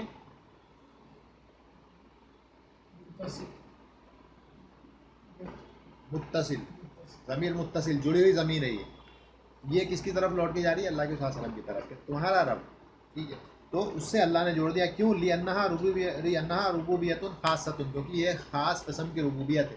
اور پھر شیخ کہتے ہیں کہ اسی لیے ربوبیت کی علماء نے دو قسمیں کر دی ہیں، دو قسمیں کر دی ہیں، دو قسمیں کیا ہیں؟ ایک عام ہے اور ایک خاص ہے۔ عام ربوبیت کیا ہے؟ جسے اللہ نے سورہ فاتحہ میں فرمایا الحمدللہ رب العالمین، اللہ پورے عالم کا رب ہے، یہ عام ہے۔ لیکن انبیاء کے ساتھ ایک خاص قسم کی ربوبیت ہوتی ہے، اور جو ہے اللہ اپنے جو ہے انبیاء کی اور اس جو ہے یعنی اس ربوبیت کی وجہ سے اللہ جو ہے کیا کرتے ہیں؟ مدد کرتے ہیں انبیاء کی، ان کی مدد کی جاتی ہے، ان کی تائید کی جاتی ہے، اور جو ہے ان کی تربیت کی جاتی ہے، انبیاء کی خاص طور سے ایک تربیت کی جاتی ہے۔ تو اس وجہ سے یہ جو ربوبیت ہے یہ خاص ہوتی ہے انبیاء کے ساتھ۔ تو اسی لیے علماء نے کہا کہ دو قسم کی ربوبیت ہوتی ہیں، ایک عام اور ایک خاص۔ عام سارے لوگوں کے ساتھ ہے، خاص انبیاء کے ساتھ میں ہوتی ہیں علیہم الصلوۃ والسلام، سارے انبیاء کے ساتھ میں خاص ہوتی ہیں۔ اس کے بعد جو ہے قول نقل ہوتا ہے رب العزتی، سبحان ربی کا، رب العزتی آیا نا، تو یہاں شیخ فرماتے ہیں رب العزتی، یہاں پہ جو رب آیا ہے، اس رب کا معنی اصل رب نہیں ہے، اس کا معنی کیا ہے؟ صاحب، یعنی عزت والا۔ رب کا معنی رب نہیں ہے، اس جگہ پہ رب کا معنی کیا ہے؟ صاحب، والا، والے کے معنی میں رب یہاں پہ آیا ہے، وہ بتایا انہوں نے۔ اس کے بعد کیا کہتے ہیں کہ اس سے پہلے سبحان ربی کا میں جو رب آیا ہے وہ صاحب کے معنی میں، وہ اصل رب کے معنی میں آیا ہے، ٹھیک ہے، لیکن یہاں پر جو رب العزتی میں جو رب آیا ہے یہ کہتے ہیں کہ یہ جو ہے صاحب کے معنی میں، یعنی والا، عزت والا، اس معنی میں آیا ہے۔ لِأَنَّ رب العزتی يتعین ان تکون بمعنی صاحب ولا يجوز ان نجعلها بمعنی خالق، کیونکہ رب کو خالق کے معنی میں نہیں لا سکتے، کیونکہ العزہ اللہ کی صفت ہے، اور وہ قاعدہ آ رہا ہے جو میں نے آپ کو بتایا تھا کہ صفت غیر مخلوق ہوتی ہے۔ اگر یہاں پہ رب کا معنی خالق ہو جائے تو کیا ہو جائے گا؟ خالق العزت ہی، عزت کا خالق، لیکن اللہ کی صفتیں تو غیر مخلوق ہے، پیدا نہیں کی گئی ہیں، اس کا مطلب وہاں پہ معنی جو ہے رب کا معنی خالق کے یا اصل رب کے معنی میں نہیں ہے، صاحب کے معنی میں ہے، کہ عزت والا، اس کی عزت ہے، عزت والا وہاں پہ مراد ہے، خالق یا رب کے معنی میں وہاں پہ وہ نہیں آیا ہے، کیونکہ اللہ کی جو جتنی صفاتیں ہیں ساری کی ساری غیر مخلوق ہوتی ہیں، ان کو پیدا نہیں کیا گیا، وہ اللہ کی ذات کے ساتھ جڑی ہوئی، تو وہ غیر مخلوق ہے۔ اس کے بعد جو ہے کہتے ہیں کہ وَإِنَّمَا أَضَافَ عَزَّ وَجَلَّ هُنَا نَفْسَهُ إِلَى الْعِزَّةِ لِأَنَّ الْمَقَامَ يَقْتَضِيهِ، کہتے ہیں کہ یہاں پر اللہ نے عزت جو ہے یہاں پہ کیوں اللہ نے جوڑ دیا اس کو عزت کے ساتھ، رب اور عزت کیوں جڑا ہوا ہے؟ کیونکہ بولے مقام جو جگہ ہے وہاں اس کی مناسبت سے اس کو اس طرح سے جہاں جیسی مناسبت ہوتی ہے اس حساب سے اس چیز کو کیا جاتا ہے۔ فَإِنَّ هَؤُلَاءِ يَصِفُونَ اللَّهَ تَعَالَى بِمَا، کیونکہ وہ لوگ جن کا ذکر کیا جا رہا ہے وہ لوگ اللہ کو ایسی چیزوں سے متصف کر دیتے تھے، ایسی چیزیں اللہ کی طرف منسوب کر دیتے تھے کہ اللہ جن سے بری ہے۔ تو ضروری یہ ہو گیا کہ اللہ نے کما قال رب العزت عما یصفون فیظنون انہم بذلک غالبون، کیونکہ وہ یہ سوچتے ہیں کہ وہ غالب آ جا رہے ہیں، اس طرح کر کے وہ غالب آ گئے، لیکن اللہ کہتے ہیں ولکنہم، لیکن وہ لوگ تو مغلوب ہیں، اللہ غالب ہے، کیونکہ اللہ عزت والا ہے، اور عزت کا ایک معنی کیا ہے؟ عزت القہر، اور عزت القہر کا معنی کیا ہے؟ جو غالب آ جائے، جس پہ کوئی غالب نہ آ سکے۔ تو اللہ اسی لیے کہتے ہیں رب العزتی کے جو ہے عزت والا تو اللہ ہے، تم کیسے غالب آ جاؤ گے؟ تم تو مغلوب ہو، کیونکہ عزت والا تو اللہ ہے، غالب اللہ آتا ہے۔ لِأَنَّ صَاحِبَ الْعِزَّةِ عَلَى الْكَمَالِ هُوَ اللَّهُ هُوَ وَهُمْ إِنْ أُمْهِلُوا لَكِنَّهُمْ لَيُؤْمَلُونَ۔ وہی بات ہے کہ تم جو ہے مغلوب ہو اور اللہ غالب ہے، کیونکہ اللہ جو ہے عزت والا، عزت القہر ہے۔ اس کے بعد ہے وَلِلَّهِ الْعِزَّةِ وَلِرَسُولِهِ، کہ عزت جو ہے وہ اللہ کے لیے ہے اور اس کے رسول کے لیے ہے۔ اور ایک یہ کافی لمبی بحث ہے، لیکن اس کے اندر تھوڑے نحو وغیرہ کے قاعدے ہیں تو ہم اس میں جو ہے نہیں جائیں گے، لیکن مقصد بس کہنے کا یہ ہے، جو ثابت یہاں یہ کیا جا رہا ہے کہ وہ ساری آیتیں جو اشارہ کرتی ہیں اللہ کی عزت کی طرف، اس کو امام بخاری باب کا ٹائٹل بنا کر کے لے کے آئیں، جس میں سے ایک آیت یہ بھی ہے وَلِلَّهِ الْعِزَّةِ وَلِرَسُولِهِ۔ خاص طور سے بس اتنا ہے یہاں پر کہ للہ جو ہے اس کو پہلے لے کر کے آ گئے ہیں، اور اس کو کہتے ہیں خبر کو جو ہے مقدم کر دینا۔ اور بلاغت میں خبر مقدم جب ہو جاتی ہے تو خاص چیز کے لیے ہوتی ہے، کسی چیز کو خاص کر دینے کے معنی میں ہوتی ہے، کہ عزت صرف اور صرف اللہ کے لیے، صرف اور صرف والا معنی پیدا کرنے کے لیے خبر کو مقدم کر دیا جاتا ہے، ورنہ خبر ہمیشہ بعد میں آتی ہے جملے میں۔ عربی کے جملہ اسمیہ جو ہوتا ہے اس میں خبر بعد میں آتی ہے، مبتدا پہلے آتا ہے، لیکن جب خبر پہلے آ جائے مبتدا بعد میں آئے تو تخصیص کے لیے ہوتا ہے، خاص کر دینے کے لیے، کہ عزت صرف اور صرف ترجمہ ایسے کیا جائے گا، صرف اور صرف عزت کس کے لیے؟ اللہ کے لیے، تو اس وجہ سے اس کو آگے کیا جاتا ہے۔ اور یہ ایک ہی وجہ نہیں ہے، اور بھی بہت ساری وجہ ہوتی ہیں جملے میں خبر کو آگے کرنے کی، لیکن ان میں سے ایک وجہ ہے تخصیص، خاص کر دینا کسی چیز کو کسی کے لیے۔ اس کے بعد ایک چیز اللہ کی قسم، یعنی قسم کھانے کے تعلق سے بات آ رہی ہے کہ ہم جو ہے ومن حلف بعزت اللہ وصفاتہ، یعنی وباب من حلف بعزت اللہ، یعنی حل نحلف بعزت اللہ وصفاتہ، کیا ہم اللہ کی عزت سے قسم کھا سکتے ہیں؟ یعنی اللہ کی عزت کو لے کر کے قسم کھائی جا سکتی ہے، یا اسی کے اور جو ہے اس کو آگے بڑھایا جائے تو اللہ کے جو اور صفاتی نام ہیں ان کے ذریعے کیا ہم قسم کھا سکتے ہیں؟ اللہ کی جو صفاتیں ہیں ان کے ذریعے ہم کیا قسم کھا سکتے ہیں؟ تو جواب دیتے ہیں نعم، کہ ہاں ہم قسم کھا سکتے ہیں۔ اور اس کی دلیل کیا ہے؟ جو گزری ہے امام بخاری نے جس کو لے کر کے آئے، جہاں جہنم خود قسم کیا کھا رہی ہے، وہ بھی عزتی کا، یا اسی طرح سے شیطان نے، ابلیس نے قرآن میں قسم کھائی تھی، جب اللہ نے اس سے کہا کہ تم سجدہ کرو، اس نے منع کر دیا، اس کے بعد ساری باتیں ہوئیں، اس کے بعد شیطان کیا کہتا ہے؟ وہ بھی عزتی کا، لاغوینہ، کہ میں ان لوگوں کو گمراہ کروں گا، اور قسم کسی کھائی؟ وہ بھی عزتی کا، اللہ کی عزت کی قسم کھا رہا ہے۔ تو شیخ کہتے ہیں کہ یہ ساری دلیلیں بتاتی ہیں کہ اللہ کی عزت سے قسم کھانا جائز ہے اور قسم کھائی جا سکتی ہے۔ تو آپ اگر کہنا چاہو تو اس طرح سے کہہ سکتے ہو وَعِزَّتِ اللَّهِ لَأَغْلِبَنَّ عَدُوِّي، کہ اللہ کی عزت کی قسم میں غالب آ جاؤں گا اپنے دشمن پر اگر اللہ نے چاہا تو انشاءاللہ۔ تو آپ اس طرح سے قسم کھا سکتے ہو، اس طرح سے شیخ نے جو ہے بیان کیا۔ اور وہ صفاتی، یعنی کہ اس سے مراد یہ ہے کہ اور باقی کی جو صفات ہوتی ہیں ان کے ذریعے بھی قسم کھائی جا سکتی ہے، رحمت ہے، مغفرت ہے، اور بھی جتنی صفتیں آتی ہیں، ٹھیک ہے نا، ان سب کے ذریعے بھی آپ قسم کھا سکتے ہیں۔ فَأَيُّ صِفَةٍ مِّن صِفَاتِ اللَّهِ فَإِنَّهُ يَجُوزُ أَن تحلف بها، اور یہ جائز ہے کہ آپ ان کے ذریعے قسم کھائیں، اللہ کی صفاتوں کے ذریعے آپ قسم کھا سکتے ہیں۔ تو تم جو ہے فنقول، تو ہم یہ کہیں گے وقدرت اللہ لأحملن هذا الحجر، اللہ کی قدرت کی قسم میں اس پتھر کو اٹھا لوں گا، اس طرح سے آپ کہہ سکتے ہو، کیونکہ یہ جائز ہے، طریقہ جو ہے اللہ کی صفات سے قسم کھانا یہ جائز ہے۔ اس کے بعد کہتے ہیں وَكَذَلِكَ الْحَلِفُ بِالْقُرْآنِ جائز، قرآن کے ذریعے قسم کھانا بھی جائز ہے، ٹھیک ہے، قرآن کے ذریعے، کیوں؟ کیونکہ قرآن کیا ہے؟ کلام اللہ ہے، کلام اللہ کی صفت ہے، تو آپ قرآن کے ذریعے قسم کھا سکتے ہیں، جائز ہے یہ۔ ہاں، اب سوال یہ آتا ہے وَأَمَّا الْحَلِفُ بِالْمُصْحَفِ فَفِيهِ تَفْصِيلٌ، اور جہاں تک مصحف جو ہوتا ہے، قرآن جو ہمارے پاس آج ہے، اس قرآن سے جہاں تک قسم کھانے کا سوال ہے تو اس میں تفصیل کی ضرورت ہے، یعنی آپ کو تھوڑا سا بیان کرنا پڑے گا۔ صرف کوئی یہ کہہ دے میں مصحف اٹھا کر کے صرف قسم کوئی کھا لے تو سیدھا آپ نہیں کہہ سکتے ارے تو بدعت یا کچھ، اس کو ایسا جملہ آپ کو اس سے پوچھنا پڑے گا، کچھ سوال کرنے پڑیں گے کہ تیری مراد کیا ہے، اس کتاب کو ہاتھ میں لے کر کے جو قسم کھا رہا ہے اس سے مراد کیا ہے۔ تو شیخ کہتے ہیں ان اراد المصحف الذی هو الاوراق والجلد والمداد، کہ اگر اس مصحف سے اس آدمی کا ارادہ جو ہے ان اراد المصحف، اگر اس کا ارادہ اس مصحف سے یہ ہے کہ وہ مصحف جس میں کہ پیج ہوتے ہیں، یہ پیج ہیں ایسے، جلد ہے، کور وغیرہ ہے، جیسا کہ اگر مراد وہ ہے تو یہ جائز نہیں ہے. وہ مصحف ہاتھ میں اصل وہ مصحف فزیکل چیز اگر مراد ہے تو پھر یہ جائز نہیں ہے، آپ نہیں قسم کھا سکتے. لیکن کہتے ہیں کیوں؟ کیونکہ لیے انا حاضہ مخلوق، کیونکہ وہ مخلوق ہے. اس قرآن کو تو بنایا گیا ہے، ہم خود جانتے ہیں کہ پرنٹنگ ہوتی ہے، جلد لگائی جاتی ہے، پیج لگتے ہیں اس میں، تو مخلوق ہے وہ، تو آپ اس کی قسم نہیں کھا سکتے. لیکن کہتے ہیں وہ ان اراد بالمصحف القرآن، لیکن مصحف سے مراد اگر قرآن ہے تو پھر یہ جائز. تو اسی لیے نیت پہ دار و مدار ہے کہ وہ بندے کی آخر نیت کیا ہے. آپ سیدھا اس کے اوپر فتوا نہیں جو ہے گولی مار سکتے کہ گئے تو کام سے پوچھو اس سے کہ تیری مراد کیا ہے، یہاں پہ کس چیز کی قسم کھا رہا ہے تو یہ فزیکل مصحف کی قسم کھا رہا ہے یا مصحف سے مراد قرآن ہے اور اس کی قسم کھا رہا ہے. اگر قرآن ہے تو جائز ہے اور مصحف فزیکل تو پھر جائز نہیں ہے، آپ کو نہیں کرنا چاہیے. الحلیف بیا، اسی طرح سے اللہ کی آیتوں سے قسم کھانے والا. کوئی لوگ اللہ کی آیتوں سے مراد یہاں پہ ایک تو آیت کیا ہے، یہ جو وحی ہے، ایک مراد وہ ہے آیت سے مراد یہ وحی نا، جو قرآن کی آیتیں وحی ہیں، اللہ کی طرف سے نازل ہوئی چیز ہے. تو ایک مراد وہ ہو سکتی ہے. دوسری مراد آیتوں سے مراد ہوتی ہے نشانیاں. کوئی اللہ کی نشانیوں سے قسم کھائے، سورج سے، چاند سے، پیڑ و پتھر سے، پہاڑ سے، یہ جائز نہیں ہے.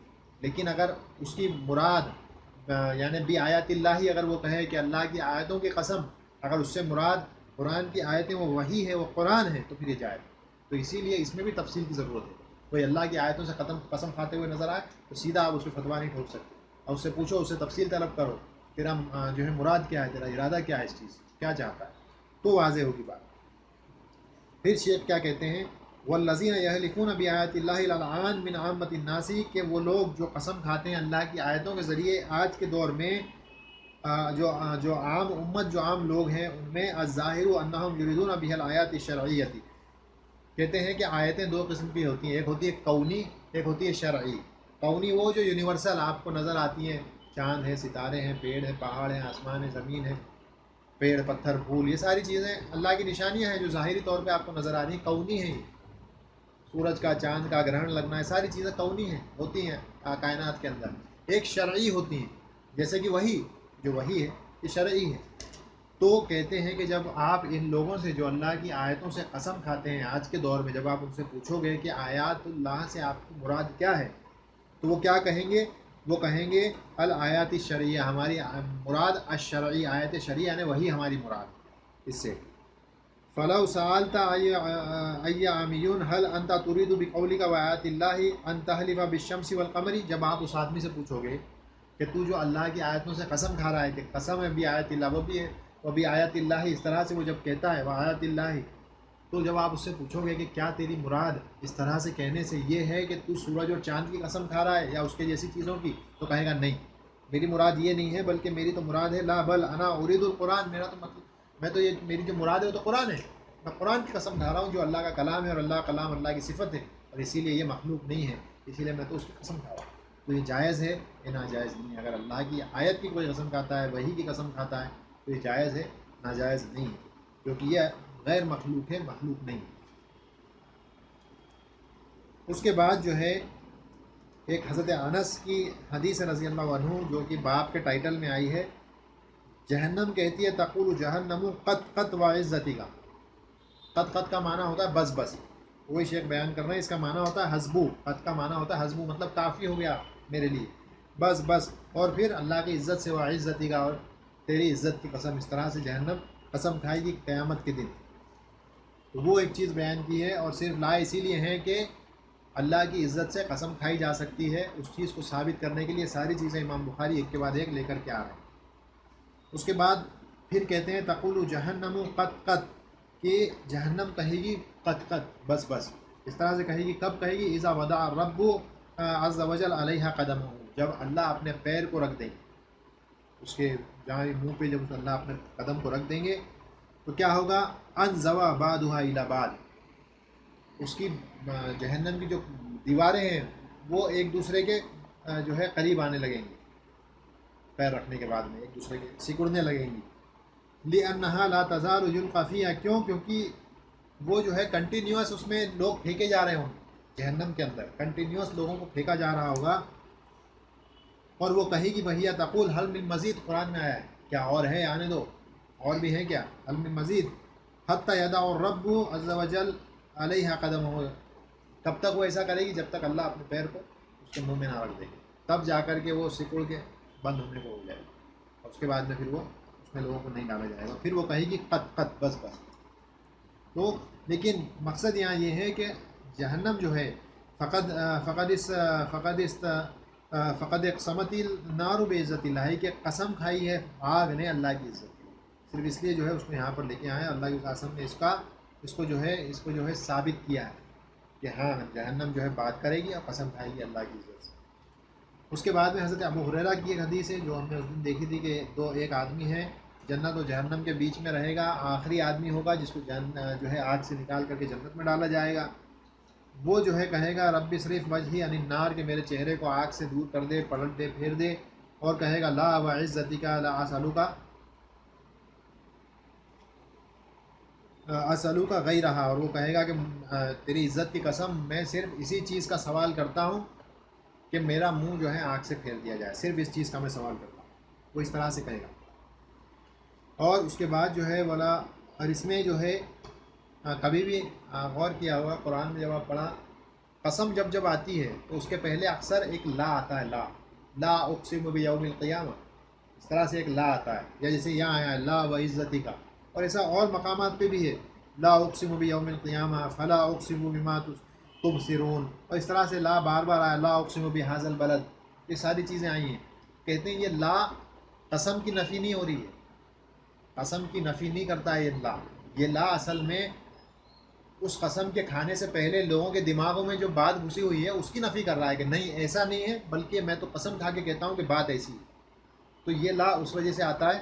اور یہ ایک کتاب ہے، دیکھیں یہ ایک کتاب ہے، ابھی اس میں آ گئی ہوگی، ٹھیک ہے نا، یہ دکتور عبد الرحیم، جن کی وہ 3 مشہور کتابیں ہیں عربی سیکھنے کے لیے، دروس اللغۃ العربیہ، ان کی لکھی ہوئی یہ کتاب ہے جو ہے اقسام الایمان فی اقسام القرآن، یعنی جو قسمیں کھائی ہیں اللہ نے قرآن کے اندر، جو آیتیں ہیں قسموں کی آیتیں، ان سب کو دکتور عبد الرحیم نے اس کتاب میں جمع کیا، تقریباً 400 کے آس پاس جو ہے اس میں کچھ 400 کے آس پاس آیتیں ہیں، تقریباً ساری قسموں کو جمع کیا قرآن میں، اور پھر اس کو سمجھایا ہے کہ یہ قسمیں کیا ہیں، اور جو ہے اس کا جو ہے نحو کے اعتبار سے، گرامر کے اعتبار سے اس کو سمجھانے کی کوشش کی ہے۔ وہ بھی اس میں جو ہے آپ دیکھیں گے تو اس میں وہی چیز بیان کی ہیں جو شیخ یہاں بیان کر رہے ہیں، کہ یہ جو لا ہے، یہ لا قسم کا انکار نہیں ہے، یہ لا اصل میں لوگوں کے دماغ میں جو اشکال تھے اس کی نفی پہلے اللہ کر رہے ہیں کہ نہیں بات ایسی نہیں ہے، بلکہ قسم کھا کے میں کہتا ہوں کہ بات تو ایسی ہے۔ تو ایسے کچھ اقوال جو ہیں دکتور عبد الرحیم جو ہے حفظہ اللہ، انہوں نے اس کتاب کے اندر نقل کیے ہیں۔ اس کے بعد ایک چیز یہ آتی ہے کہ کیا جو قسم کا جو معاملہ ہے، اللہ کی صفات سے قسم کھانے کا جو معاملہ ہے، اس تعلق سے بات اور آگے یہ آتی ہے کہ جو آپ قسم کھاؤ گے وہ اس میں مناسبت ہونی چاہیے، کہ جس چیز کی قسم، مثال کے طور پہ اگر آپ اللہ سے مغفرت کی طلب کر رہے ہو تو آپ پھر اللہ کی عزت سے قسم کھا کے نہیں کرو گے وہ چیز، آپ اللہ کی اس صفت کا استعمال کرو گے جو اس سے میچ ہوتی ہے۔ مغفرت کے لیے آپ اللہ کے غفور ہونے کا استعمال کرو گے، اس نام کا استعمال کرو گے کہ اللہ تو غفور ہے اس لیے میری مغفرت کر دے، اللہ تو رازق ہے اس لیے میرے لیے رزق کا بندوبست کر دے، اللہ تو رحیم ہے اس لیے مجھ پر رحم کر، اللہ تو عزت والا ہے، تو آپ کے لیے جو بھی کہ میں کسی پہ غالب آپ کو آنا ہے، تو پھر آپ اللہ کی عزت کی قسم کھا کے بات کرو گے، مطلب جہاں مناسبت نہ ہو غیر مناسبت والی بات آپ نہیں کرو گے، کہ آپ کو مغفرت چاہیے اور آپ کہتے ہو یا رزاق فاغفر لی، اے رزاق مجھے معاف کر دے، تو یہ کچھ جمتا نہیں ہے۔ تو ان مناسبت سے آپ کو جو ہے جو چیز آپ چاہتے ہو، جس چیز کی دعا کر رہے ہو، وہی نام، اسی طرح کا نام، اسی قسم کی دعا کا آپ استعمال کرو گے، تو وہی چیز جو ہے یہاں پر بیان کر رہے ہیں شیخ۔ کیونکہ شیطان کا جو واقعہ جو یہاں بیان کیا ہے شیخ نے، کہتے ہیں کہ شیطان جو ہے وہ اللہ اپنے رب کو جانتا تھا، وہ اپنے رب کو پہچانتا تھا، اور وہ اپنے رب کی قدر کو بھی پہچانتا تھا کہ اللہ کا کیا مرتبہ، مقام، پوزیشن، اسٹیٹس اللہ کا کیا ہے، کیا بلندی اونچائی ہے، وہ سب جانتا تھا۔ اسی لیے لما اراد ان یخبر اللہ بانہ سوف، تو جب اس نے یہ ارادہ کیا کہ وہ اللہ کو اس بات کی خبر دے کہ وہ لوگوں کو بہکائے گا، اپنے سیدھے راستے سے بھٹکائے گا، تو اس نے کیا کیا، وہ اغواء العباد یحتاج الی قوت و الی سلطت، تو ایسا کرنے کے لیے اس کو لوگوں کو صحیح راستے سے بھٹکانے کے لیے شیطان کو جن دو چیزوں کی ضرورت پڑے گی، وہ ایک تو قوت ہے اور ایک اتھارٹی ہے. دو چیزوں کی ضرورت پڑنے والی تھی شیطان کو. تو اسی لیے اس مناسبت سے بالکل صحیح تھا کہ شیطان نے جو قسم کھائی وہ کیا کھائی؟ فَبِعِزَّتِكَ لَأُغْوِيَنَّ فَبِعِزَّتِكَ لَأُغْوِيَنَّهُمْ أَجْمَعِينَ، کہ تیری عزت کی قسم میں ان سب کو بھٹکاؤں گا. کیونکہ بنا اللہ کے ان چیزوں کو دیے، اس کو قدرت کو، اس کو قوت دیے، اس کو جو ہے اتھارٹی دیے بغیر شیطان کے لیے ممکن نہیں تھا. اور ساری قوت، ساری اتھارٹی، ساری قدرت اللہ کے پاس. تو اسی لیے اس نے جو قسم کھائی فَبِعِزَّتِكَ، تو یعنی شیطان کو یہ سب کچھ معلوم تھا. لیکن افسوس یہ ہے کہ آج مسلمانوں کو نہیں معلوم کس چیز سے جو ہے قسم کھائی جائے، کس چیز کا استعمال کیا جائے. مسلمان اس چیز سے انجان. تو اسی لیے شیطان نے جو ہے عزت کی قسم کھائی، لِأَنَّهَا تُنَاسِبُ الْمَقَامِ، اس جگہ کے اعتبار سے یہی مناسب تھا. کیونکہ قسم کس چیز کی کھا رہا ہے؟ بہکانے کی، بھٹکانے کی. اور بہکانے اور بھٹکانے کے لیے قوت اور اتھارٹی، دو چیز کی ضرورت پڑتی ہے، اور یہ اللہ ہی دے سکتا ہے. تو اس لیے اس نے جو ہے اللہ کی عزت کی قسم کھائی.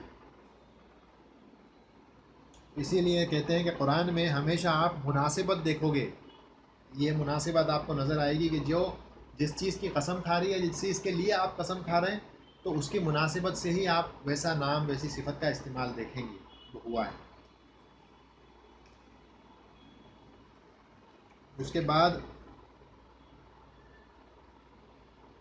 جو بحث آ رہی ہے وہ یہ آ رہی ہے کہ کیا ہم اللہ کی صفتوں کے ذریعے، مثال کے طور پہ ایک مثال ہے یہاں پر، کہتے ہیں کہ اگر یہ کہا جائے اِنَّ أَحَادِيثَ الْبَابِ تَدُلُّ عَلَى الْعُمُومِ وَلَا تُحْمَلُ عَلَى وَجْهٍ وَاحِدٍ ثُمَّ أَنَّ فَرْقًا يَظْهَرُ بَيْنَ الصِّفَاتِ الذَّاتِيَّةِ وَالْفِعْلِيَّةِ فَلَوْ قُلْتَ، تو اگر کوئی یہ کہے، اللہ کے مثال کے طور پہ اللہ کا استوا ہے، اللہ کا عرش پر اٹھنا، اس کے اوپر چلے جانا، استوا کرنا، یہ ہے. کوئی اس کی قسم کھاتے ہوئے کہے وَاسْتِوَاءُ اللَّهِ عَلَى عَرْشِهِ، کہ قسم ہے اللہ کے استوا کی اپنے عرش کے اوپر، اور اس کے بعد کوئی بات کرے لَآلُوَنَّ عَلَى فلان، کہ میں فلاں پر بلند ہو جاؤں گا، اس کے اوپر جو ہے اس کے اوپر ہو جاؤں گا میں، ٹھیک ہے، اس میں غالب آ جاؤں گا مثال کے طور پہ. اس طرح کا کوئی اگر بات کرتا ہے تو کیا یہ جائز ہے یا نہیں؟ تو کہتے ہیں فَهُوَ جائز. تو یہ جائز ہے. کیوں؟ کہتے ہیں لِأَنَّ اسْتِوَاءَ عَلَى الْعَرْشِ مِنْ خَصَائِصِ اللَّهِ، کیونکہ استوا علی عرش کے اوپر جو استوا ہے وہ اللہ کے ساتھ خاص ہے، اسے اور کوئی نہیں کر سکتا. تو اسی لیے اگر کوئی اللہ کے استوا کی قسم کھا کے یہ بات کرتا ہے تو یہ جائز ہے. لیکن کس صورت میں ناجائز ہے؟ کہتے ہیں کہ اس میں امپورٹنٹ بات یہ ہے کہ ہوا ان تاتی بصفت من خصائص اللہ والصفت الفعلیۃ المشترکۃ، کچھ ایسے فعل عمل ہوتے ہیں جو مشترک ہیں، یعنی کہ بندے بھی کرتے ہیں اور اللہ بھی کرتے ہیں. ایسے کچھ فعل ہیں. استوا بندہ نہیں کرتا ہے، عرش کے اوپر جانے کا کام بندے کی جو ہے طاقت نہیں ہے، قدرت نہیں ہے، قوت نہیں ہے اس کی، وہ نہیں کر سکتا. لیکن کچھ کام ایسے ہیں جو بندہ بھی کرتا ہے اور اللہ بھی کرتا ہے. تو اس کو کہتے ہیں مشترک، شیئر ہے، دونوں کے بیچ میں شیئرنگ ہو رہی ہے اس کام کی، دونوں کرتے ہیں. تو اس جگہ پہ کہتے ہیں کہ یہاں پر جائز نہیں ہوگا. مثال کے طور پہ مثال کیا دیتے ہیں؟ وَلِذَا فَإِنَّنَا قَدْ نَقُولُ إِنَّهُ لَا يَنْعَقِدُ بِهَا الْيَمِينُ، کہ ان کے ذریعے جہاں پر بندوں کے اور اللہ کے درمیان میں سیم ہو جاتا ہے، شیئرنگ ہو رہی ہے، تو پھر اس جگہ پر جو ہے جائز نہیں ہے کہ آپ قسم کھائیں ایسے صفتوں کا استعمال کر کے، ایسے فعلی صفتوں کا استعمال کر کے آپ قسم نہیں کھا سکتے. مثال کیا ہے؟ لِأَنَّهَا مُشْتَرَكَةٌ، کیونکہ وہ مشترک ہیں، دونوں کے بیچ میں شیئرنگ ہو رہی ہے. مثل النزول، مثال کے طور پہ نزول ہے، نازل ہونا. فَهُوَ مُشْتَرَكٌ، تو وہ مشترک ہے، بندے بھی نزول کرتے ہیں، اترتے ہیں، اللہ بھی اترتا ہے. لیکن لو قلتا، لیکن اگر کوئی یہ کہے تفصیل کے ساتھ وَنُزُولِ اللَّهِ إِلَى السَّمَاءِ الدُّنْيَا، کہ قسم ہے اللہ کے نزول کی جب وہ سماء دنیا پہ نازل ہوتا ہے، کوئی اس طرح سے تفصیل کے ساتھ جب کر دے تو پھر جائز ہے. کیونکہ یہ نزول سماء دنیا پر آنا اللہ کے لیے خاص ہے، یہ مخلوق کے لیے نہیں ہے، اللہ کے لیے یہ چیز خاص ہے. تو پھر آپ اس وقت جو ہے اس کو کر سکتے ہیں. لم تکن مشترکۃ لأن هذا لا يمكن ان يكون للمخلوق، کیونکہ یہ مخلوق کے لیے نہیں ہو سکتا، صرف اللہ ہی سماء دنیا پہ آتے ہیں، مخلوق نہیں جا سکتی یا اتر سکتی سماء دنیا پر. کما قالوا ایضا فی الاسماء الاسم الخاص باللہ تنعقد به الیمین، اور اسی طرح سے جس طرح سے صفتوں کا معاملہ ہے اسی طرح سے اللہ کے ناموں کا بھی معاملہ ہے. وہ نام جو اللہ کے لیے خاص ہیں ان ناموں سے آپ قسم کھا سکتے ہیں. لیکن جو نام اللہ کے لیے خاص نہیں ہے، جو مشترک ہیں بندوں میں اور اللہ کے درمیان کامن ہو جاتے ہیں، تو وہاں پر تفصیل کی ضرورت ہوگی، آپ کو کچھ ایکسٹرا انفارمیشن دینی پڑے گی، تب جا کر کے آپ ان ناموں کے ذریعے قسم کھا سکتے ہیں. اس چیز کو یاد رکھیں. اس کے بعد ایک اور چیز یہ آتی ہے کہ جو خبری صفتیں ہیں ان کے تعلق سے کیا معاملہ ہے؟ ان کے تعلق سے قسم کھانا جائز ہے؟ تو کہتے ہیں ہاں جائز ہے. اذا کانت هذه صفت الخبریہ تو تطلق علی الذات، وہ خبری صفتیں یعنی اللہ کے تعلق سے خبر دینے والی صفتیں وہ کہ جو اللہ کی ذات کے ساتھ جڑی ہوئی ہیں. مثال کے طور پہ وجہ، اللہ کا چہرہ، تو یہ اس کے ذریعے قسم کھانا جائز ہے، کیونکہ اگر آپ کہتے ہو اللہ کا چہرہ تو یہاں مقصود پوری اللہ کی ذات ہے.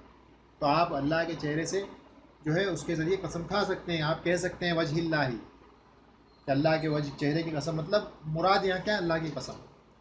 لیکن وَإِلَّمْ تَكُنْ تُطْلَقُ عَلَى ذَاتِ مِثْلَ يَدِ اللَّهِ، اللہ کی ید کے آپ کہیں وَيَدِ اللَّهِ، آپ یہ نہیں کہہ سکتے. کیوں؟ کیونکہ ید ہے، اس سے مراد ید ہے، ایک ہاتھ ہے. آپ ہاتھ کی قسم نہیں کھا سکتے. اللہ کی پوری ذات کی تو قسم کھا سکتے ہو، لیکن آپ کو کہے اللہ کی ید اللہ ہے، یا اللہ کی آنکھ کی قسم، یا اللہ کے پیر کی قدم کی قسم، تو آپ یہ نہیں کھا. اللہ کی ساکھ پنڈلی کی قسم آپ نہیں کھا سکتے، کیونکہ یہ پوری ذات کی طرف اشارہ نہیں کر رہی. یہ ایک جو ہے جز ہے، اس کا پورے ذات کا ایک جز ہے. آپ اس کی قسم نہیں کھا سکتے. پوری ذات کی قسم آپ کھا سکتے ہو، اللہ کی جز کی قسم نہیں کھا سکتے. تو اس طرح سے وہاں پہ بیان کیا. اس کے بعد امام بخاری جو ہے اصل حدیث لے کر کے آئے ہیں. وہ اصل حدیث کیا ہے؟ حضرت عبداللہ ابن عباس رضی اللہ عنہما جو ہیں حدیث کے راوی ہیں، کہتے ہیں کہ نبی صلی اللہ علیہ وسلم نے فرمایا کانا یقول، ان کو کہتے ہوئے ہم نے سنا، اعوذ بعزتک الذی لا الہ انت الذی لا یموت والجن والانس یموتون. ٹھیک ہے، یہ وہ حدیث ہے ابھی جو ہے 2 دن پہلے پڑھی گئی تھی ریاض الصالحین میں عصر کے بعد. یہی حدیث ہے وہ جو پڑھی گئی تھی، اور یہ حدیث صحیح بخاری حدیث نمبر 7383 738 نمبر کی حدیث ہے. اب اس حدیث کو یہاں کیوں لائے امام بخاری؟ کیونکہ یہاں پہ جو ہے قسم آئی ہے، اعوذ بعزتی کا، میں پناہ طلب کرتا ہوں تیری عزت کی، تیری عزت کے ذریعے، بعزتی کا الذی لا الہ الا یموت، وہ جو جس کے سوا کوئی الہ نہیں ہے، کوئی معبود حقیقی نہیں ہے سوائے اللہ کے، اس ذات کی قسم کھا رہے ہیں، اس ذات کی عزت کی قسم کھاتے ہوئے اللہ کے وسلم کہہ رہے ہیں وہ ذات جو لا یموت، جو کبھی نہیں مرتی، کبھی نہیں مرنے والی ہے، والجن والانس یموتون، اور جن اور انس مرنے والے، ختم ہو جانے والے. تو یہ ایک دعا ہے جو اللہ کے وسلم نے بیان کی ہے پناہ طلب کرتے ہوئے اللہ کی عزت کے ذریعے. شاہد یہاں پر یہی ہے کہ اللہ کی عزت کا یہاں پہ بات آ رہی ہے، اور اللہ کی عزت، العزیز اور عزت یہ دونوں جڑے ہوئے ہیں. العزیز نام ہے، اس سے جو صفت ملتی ہے وہ العزہ جو صفت ملتی ہے. اب یہاں پر ایک اہم چیز یہ آ رہی ہے کہ مال فرق بین الاستعاذۃ بصفت من صفات اللہ و بین الدعاء بنفس صفت. ایک فرق بیان کیا جا رہا ہے کہ استعاذہ یعنی کہ پناہ طلب کرنا اللہ کی صفت کے ذریعے، یہ ایک چیز ہوتی ہے، اور دعا کرنا صفت سے ڈائریکٹ دعا کرنا ایک، پناہ طلب کرنا استعاذہ صفت کے ذریعے یہ ایک الگ چیز ہے. اور ایک کیا ہے؟ ڈائریکٹ صفت سے دعا کرنا، ڈائریکٹ صفت سے دعا طلب کرنا ہے. دونوں الگ الگ چیزیں ہیں. تو ان میں فرق کیا ہے وہ بیان کرنا ہے. کیا فرق ہے؟ الفرق بینہما ان الذی یستعیذ بصفت من صفات اللہ جعل هذه الصفت وسیلہ، کہ جب کوئی آدمی اللہ کی صفت کے ذریعے پناہ طلب کرتا ہے تو اصل میں وہ اس چیز کو، اس صفت کو وسیلہ بنا رہا ہے، اور یہ جائز ہے. صفت کو وسیلہ بنانا جائز ہے. اللہ کے وسلم فرمایا میری صفت جو ہے وابتغوا الیہ الوسیلۃ، تو وسیلے کیا ہیں؟ وہ اللہ کے اسماء و صفات کو وسیلہ بنائیے، دعا کیجیے اللہ سے، اللہ آپ کی دعا قبول کریں گے. تو صفت کو وسیلہ بنانا جائز ہے. ٹھیک ہے، اور اسی لیے اللہ کے وسلم نے کیا کہا؟ اعوذ بعزتی کا. یہ با جو آیا ہے حرف جر با، ابھی ہم پڑھیں گے آگے جب جائیں گے تو اس میں حرف جر با پڑھیں گے. تو حرف جر با کے بہت سارے معنی آتے ہیں، جس میں ایک معنی آتا ہے سبب کا، کہ اس کے سبب، تو اس کی وجہ سے یعنی اعوذ بعزتی کا، اس کا استعمال کرتے ہوئے، اس کو یوز کرتے ہوئے، مطلب تیری عزت کا استعمال کرتے ہوئے میں پناہ طلب کرتا ہوں. تو یہ جو ہے کیا کر رہے ہیں؟ اس میں جو ہے وسیلہ لیا جا رہا ہے اللہ کی ایک صفت کا، اور یہ جائز ہے. والمقصود الاستعاذۃ باللہ نفسی، اور اس استعاذہ سے، پناہ طلب کرنے سے جو مقصود ہے کیا ہے؟ اللہ کی ذات خود ہے، کہ اللہ کی ذات ہی سے ہم جو ہے طلب کر رہے ہیں. اس جو ہے صفت سے نہیں کر رہے ہیں، اصل میں اللہ سے خود ہم جو ہے پناہ طلب کر رہے ہیں کہ ہمیں اپنی پناہ میں لے لے. لیکن استعمال کس کا کر رہے ہیں؟ صفت کا کر رہے ہیں، اور یہ جائز ہے. وَأَمَّا مَنْ دَعَا يَقُولُ یا عزت اللہ، لیکن کوئی یہ کہے یا عزت اللہ، بی کا استعمال کیے بنا، وبی عزتی کا الگ چیز ہے، وبی عزت اللہ. کوئی یہ کہے یا عزت، ڈائریکٹ اللہ کی عزت سے مانگ رہا ہے، ایک اللہ کی صفت سے کوئی آدمی مانگ رہا ہے، تو یہ جائز نہیں ہے۔ یا اسی طرح سے کوئی کہے یا عزت اللہ اعیذنی، یا کوئی کہے یا مغفرت اللہ اغفر لی، اے اللہ کی مغفرت مجھے معاف کر دے، تو اللہ کی مغفرت کیسے معاف کرے گی؟ تو اللہ کی ذات ہے معاف کرنے والی، وہ تو صفت ہے اللہ کی، تو آپ کو اس ذات سے قسم، اس ذات کی قسم کھانی پڑے گی، آپ اس کی صفت کی قسم نہیں کھا سکتے۔ وَيُوَجِّهُ الدُّعَاءَ لَهَا وَحَدَهَا فَإِنَّهُ لَا يَجُوزُ، تو آپ کو اپنی دعا کو اس صفت کی طرف جو ہے اس کو بھیج دینا، ڈائریکٹ کر دینا، اور اس کو اکیلا علیحدہ کر دینا، یہ جائز نہیں ہے، یہ صحیح نہیں ہے۔ وَهَذَا بِخِلَافِ دُعَاءِ، اور یہ دعا کے خلاف ہے، جو دعا کے طریقے طور طریقے ہوتے ہیں اس کے بالکل خلاف چیز ہے۔ تو آپ کیا کہیں گے؟ بمثلی، کس طرح سے؟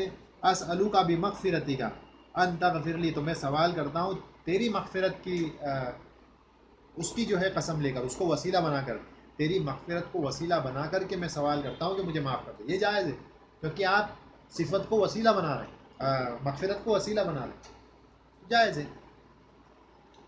اسی طرح سے ومن ذالک قول النبی صلی اللہ علیہ وسلم وبرحمتک استغیث وقولہ اعوذ برضاک من سخطک، ان ساری جگہ پہ جہاں پہ اللہ کے صلی اللہ علیہ وسلم دعا کر رہے ہیں اللہ کی صفتوں سے، سب جگہ پہ بی لفظ کا استعمال ہے، وبرحمتک وبرضاک، تو یہ بی کے ساتھ میں استعمال ہو رہا ہے، مطلب یہاں پر صفتوں کو وسیلہ بنایا جا رہا ہے، تو یہ جائز ہے۔ فہنا المقصود بذالک انہ لکونک راحما فاستغیث ربک فجعل الرحمۃ وسیلۃ، رحمت کو وسیلہ بنا رہے ہیں اللہ کے ساتھ، یہ جائز ہے۔ لیکن ڈائریکٹ کوئی کہے یا رحمت اللہ، اے اللہ کی رحمت مجھ پہ رحم کر، یہ صحیح نہیں ہے۔ ہاں وبی رحمتی کا، اب آپ کہہ سکتے ہیں اے رحمنی، کہ مجھ پہ رحم کر دے اللہ، کیونکہ تو رحم والا ہے اس لیے مجھ پر رحم کر دے، یہ یہاں پہ مراد ہوگی۔ اس کے بعد کہتے ہیں وَإِمَّا لَوْ قُلْنَا یا رحمت اللہ، تو یہ کہنا جو ہے اغیثینی، یہ جائز نہیں ہے، ڈائریکٹ اللہ کی رحمت سے آپ قسم نہیں کھا سکتے، آپ اس کا وسیلہ تو لے سکتے ہیں، ڈائریکٹ اللہ کی رحمت سے قسم نہیں کھا سکتے۔ فإن هذا لا يجوز، یہ جائز نہیں ہے، لأنك الآن جعلت الرحمة مستقلة تدعى من دون اللہ، آپ نے اس کو مستقل انڈیپینڈنٹ بنا دیا، اور آپ ڈائریکٹ رحمت سے دعا کر رہے ہیں، رحمت سے مانگ رہے ہیں آپ، یہ جائز نہیں ہے، آپ کو مانگنا اللہ ہی سے، اللہ کی صفت سے بھی ڈائریکٹ آپ نہیں مانگ سکتے، آپ صرف اس کو وسیلہ بنا سکتے۔ اور یہ ایک ایسی چیز ہے کہ آدمی اگر اس کو سمجھ جائے تو بہت سارے جو ہے مسئلے مسائل حل ہو جائیں گے، جو آج بریلوی حضرات جن جو ہے گمراہیوں میں پڑے ہوئے ہیں ان سے وہ باہر آ جائیں گے، اگر اس فرق کو سمجھ جائیں کہ اللہ کے صفتوں کو وسیلہ بنانا کیا ہے اور اللہ کی صفتوں سے ڈائریکٹ دعا کرنا، اس کے اندر فرق ہے، تو سارے مسئلے حل ہو جائیں گے۔ اس کے بعد جو ہے شیخ کہتے ہیں کہ شیخ الاسلام تیمیہ رحمہ اللہ ان کا ایک قول نقل کرتے ہیں کہ ان دعائے صفتی کفرن، کہ ڈائریکٹ صفت سے دعا کرنا، یعنی کہ یا رحمت اللہ، یا عزت اللہ، یا مغفرت اللہ، اس طرح سے کہہ کر کے دعا کرنا کفر ہے، یہ کفر ہے، اور اتفاق ہے اس پہ، امت کے جو علماء ہیں ان کا اس پہ جو ہے اتفاق ہے، لِأَنَّهُ يَتَضَمَّنُ أَنَّكَ جَعَلْتَ صِفَةَ شَيْءٍ مُسْتَقِلًّا قَائِمًا بِنَفْسِهِ وَهَذَا هُوَ الشِّرْك، شرک ہے، آپ یہ کام نہیں کر سکتے، کیونکہ آپ نے متصف کو فی نفسی، اپنے آپ میں مستقل اکیلا ایک طرح سے مان لیا کہ یہ خود کچھ ہے، حالانکہ اللہ کی ذات کے بنا تو صفت بھی کچھ نہیں، تو آپ اللہ کی ذات سے قسم کھائیں۔ اور اس کے بعد وَقَوْلُهُ وَالْجِنُّ وَالْإِنسُ يَمُوتُونَ، اس میں ایک قول آیا ہے، ایک بات آئی ہے حدیث میں کہ جن اور انس مرتے ہیں، تو قد یستدل به علی ان الملائکۃ لا یموتون، تو کیا اس سے استدلال کرنا کہ ملائکہ نہیں مرتے ہیں صحیح ہے؟ شیخ کہتے ہیں نہیں، یہ صحیح نہیں، وَلَكِنَّ هَذَا لَيْسَ فِيهِ دَلَالَةٌ فَأَنْتَ إِذَا قُلْتَ زَيْدٌ وَعَمْرٌ قَائِمَانِ، مثال دیتے ہیں کہ اگر کوئی یہ کہے کہ زید اور عمر دونوں کھڑے ہیں، تو کیا اس کا مطلب یہ ہے کہ ان کے علاوہ دوسرا کوئی بھی نہیں کھڑا ہے؟ یہ مطلب نہیں ہوتا ہے نا، ہاں فوکس ان دونوں کے اوپر ہے کہ بات ان دونوں کی چل رہی ہے، تو آدمی یہ کہے گا کہ زید اور عمر یا عمر جو ہیں دونوں کھڑے ہیں، لیکن اس کا مطلب یہ نہیں ہے نا کہ صرف زید اور عمر کا نام لیا تو ان کے علاوہ باقی سب جو ہیں وہ بیٹھے ہوئے ہیں، یہ نہیں ہوتا اس کا معنی۔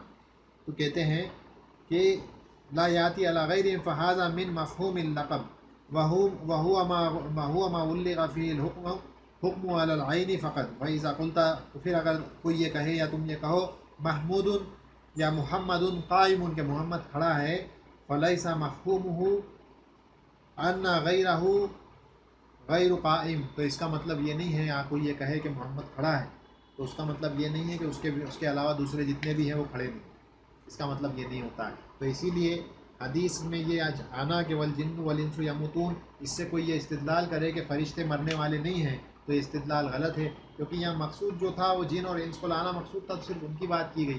لیکن اس سے کوئی یہ استدلال کر لے کہ فرشتے مرنے والے نہیں ہیں تو استدلال بالکل غلط ہے، صحیح نہیں ہے. مثال دے دی گئی اس کی کہ ایک شخص کھڑا ہے، ہم کہیں محمود قائم یا زید و عمر قائمانی، تو اس کا مطلب یہ نہیں ہے نا کہ اس کے علاوہ باقی سب لوگ جو ہیں بیٹھے ہوئے ہیں، یا ابھی ہم یہاں 3-4 لوگ بیٹھے ہوئے ہیں، تو اس کا مطلب یہ نہیں ہے نا کہ سارے کے سارے لوگ بیٹھے ہوں گے.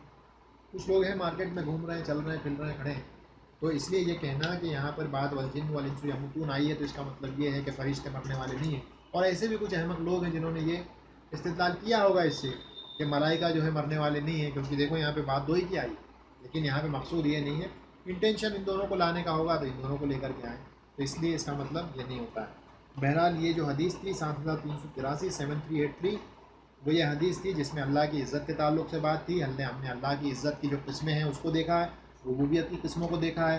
ہم نے یہ دیکھا ہے کہ اللہ کی جتنی بھی صفتیں وہ غیر مخلوق ہیں، پیدا نہیں کی گئی ہیں، لیکن اللہ کی صفتوں سے بھی عینی ہی ان صفتوں سے دعا طلب کرنا جائز نہیں ہے. ہاں ان صفتوں کو آپ جو ہے وسیلہ اور ذریعہ بنا سکتے ہیں، ان کو وسیلہ اور ذریعہ بنا کر کے جس طرح چاہیں دعا کریں. ہاں مناسبت کو دھیان میں رکھیں. مغفرت کی دعا چاہیے تو اللہ کا اسی قسم کا نام استعمال کریں. آپ کو رزق چاہیے تو اللہ کا وہ نام استعمال کریں.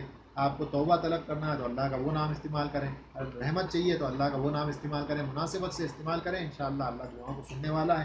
آپ کی دعا قبول کی جائے گی، ہماری دعا قبول کی جائے گی انشاءاللہ. اللہ سے دعا ہے کہ اللہ ہماری ان کوششوں کو قبول کرے.